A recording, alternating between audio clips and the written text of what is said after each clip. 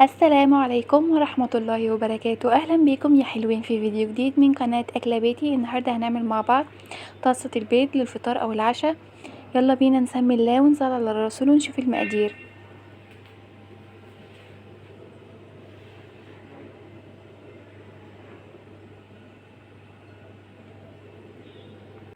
أول حاجة معانا طاسة على النار، هنضيف فيها معلقة من السمنة وهنضيف معلقة من الزيت.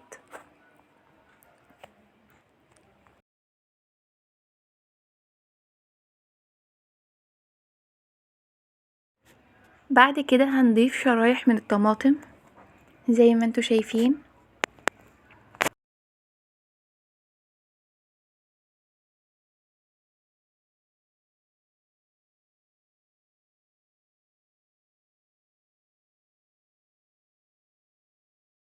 بعد ما الطماطم بتاعتنا اخدت لون هنبدأ نقلبها على الوش التاني.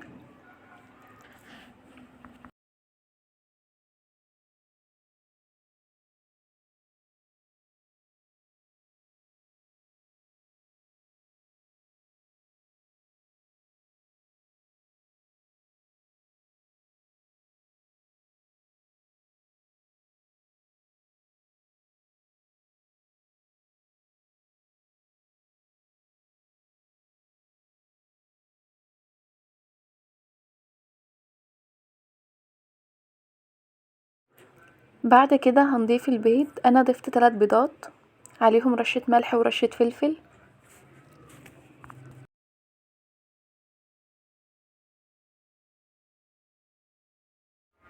بعد كده هنضيف فلفل اخضر او فلفل الوان على حسب المتوفر عندنا في البيت.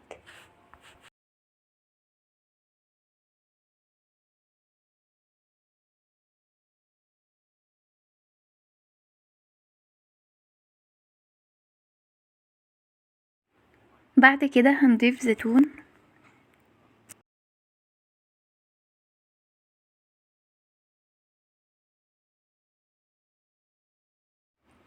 بعد كده هنضيف اي نوع جبن متوفر عندنا في البيت.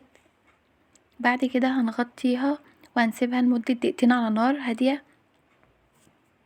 وده شكلها بعد ما خلصت. بتمنى تعجبكم، جربوها بجد هتعجبكم قوي. لو عجبكم الفيديو ما تنسوش تعملوا لايك وتشتركوا في القناة وتفعلوا الجرس علشان يوصلكم كل جديد.